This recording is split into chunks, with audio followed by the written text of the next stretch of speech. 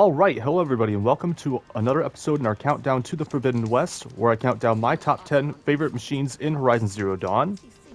We are currently 3 days away from the release of Horizon Forbidden West, and for that today, we are going to go ahead and take a look at number 3 in my countdown, the Shell Walker. This is a really cool machine that I first encountered in area right outside of Cauldron Sigma.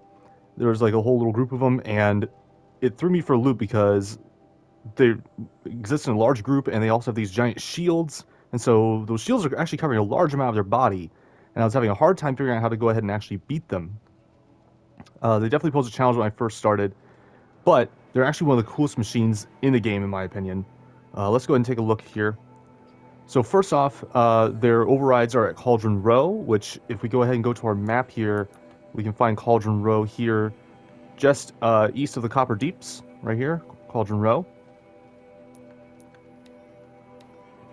Now, these machines are strong against shock and weak against nothing. So your shock arrows are going to be useless, but they are weak to absolutely nothing. And so, in general, I kind of aim more towards freeze arrows. However, their health is actually low enough to where some well-placed blast slings can also work really well. Now, something important to note are these crate holders. They actually hold the crate that's on the top of the Shell Walker. And if you go ahead and use something like a Terror Blast arrow to knock those off, the crate will actually fall off of the Shell Walker. Now, the Shell Walkers will try to go ahead and use their lightning gun here to go ahead and actually hold the shell on top of them later. They'll try to like pick it up and hold it up there, which means that does eliminate their ability to use the lightning gun, which is nice because that shoots a giant pulse of electricity towards you, which is, not cool. There's also Shield Claw. That's what generates the shield that goes in front of them, blocks most of their body when they do that. So you definitely want to go ahead and avoid that if possible. But knocking off the crate holders, you can go ahead and knock off the crate, and if you kill the Shell Walkers, you can go ahead and loot the crate later. I mentioned something similar to this with the Behemoth episode, where you can knock that crate off and get supplies. This is actually much easier because Shell Walkers don't have nearly as much health, and they usually exist in groups, and so you can actually get multiple crates out of the deal. It's a great way to go ahead and get Metal Burn, especially once you've actually completed the game. You no longer have any quests that let you encounter Corruptors or Deathbringers that would give you Metal Burn. The only other thing to really be aware of is the power generator. Now, the power generator is something they use to go ahead and actually emit like a pulse of lightning out from them. It's on the underside of the body, though, so it's almost impossible to get. I would definitely recommend, as soon as you see them starting to slow down and you see a little blue ring forming around them, that you just try to dodge, get the hell out of dodge, and try and come at them from a different angle. Of course, corruption arrows typically work really well against Shell Walkers since they live in groups, so lets them fight each other. You don't have to fight them, makes it easy. So there are definitely different ways to go ahead and take these guys out. I kind of go for a myriad of things, just depends on the environment, situation, how things are developing. So you just gotta be very adaptable with Shell Walkers in order to overcome them. I'm gonna go ahead and show you that here in just a minute. Alright, so I am here at this campfire next to this Shell Walker site, and I'm going to go ahead and show you how to take it down. Now, there are Shell Walker convoys that run around the map. They are similar to the Behemoth convoys, like this one up here. The Shell Walker convoys, they're usually 1 or 2 Shell Walkers, flanked by a couple Watchers or Longlegs. Now, when I spawned here, I didn't realize that these convoys were all converging on this one spot, so it turned into a gigantic mess. And so I'm re-recording this now. I respawned at this campfire. The Shell Walker convoy and Behemoth convoy have been long since destroyed, as you can see by some rubble that's left behind from the carnage. It was a massive mess. But I respawned here, so those machines, their normal sites here have respawned. Why are you alerted? This makes no sense.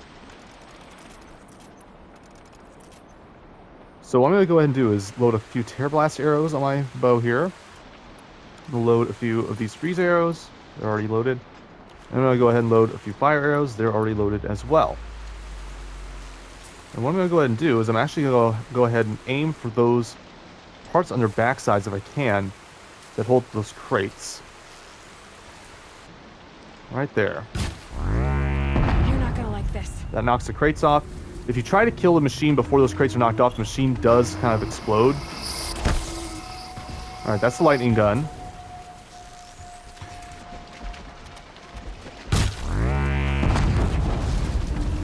it did the same thing, and now it's actually stunned. We're gonna go ahead and hit it now while we can.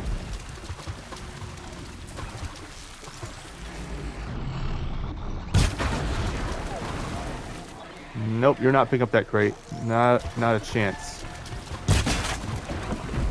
There's that one. Is there one more? Is that it? That might be it. I think that's actually it.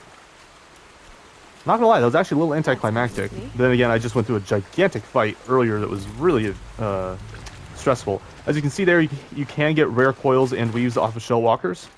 And they're really relatively quick to go ahead and kill. That's the behemoth. They're relatively quick to kill. And so you can actually go ahead and... is that actually part of the crate? Was that coil part of the crate? That might have been part of the crate. Let's go and check this crate. Luminous braiding, yeah. Again, you gotta make sure you knock off the crates first, or else you can't collect the loot that's inside them. So that coil, I think, might have come actually from the crate, which makes a little more sense in my head now that I think about it. You can also get metal burn, which is nice. I believe I mentioned it earlier, where you can go ahead and actually get metal burn late game from these guys, from their crates, whereas corruptors and deathbringers are part of missions, and so once you don't get those, you can't get that anymore. So this is pretty much your only way to get metal burn without buying it, and it is very, very expensive. So it's definitely worthwhile to go ahead and farm this mob. It's not that hard to kill. As you saw, the health wasn't all that much. And yeah, they're really fun though. I wish we could have done a little bit more with the combat, because we got to see the lightning gun and stuff. We got to see the shield a little bit, but we didn't get to see the fact that they usually kind of jump around and smash things. And yeah, they usually do a lot more damage, especially since they're usually in larger groups than two. I was really kind of thinking there were more here.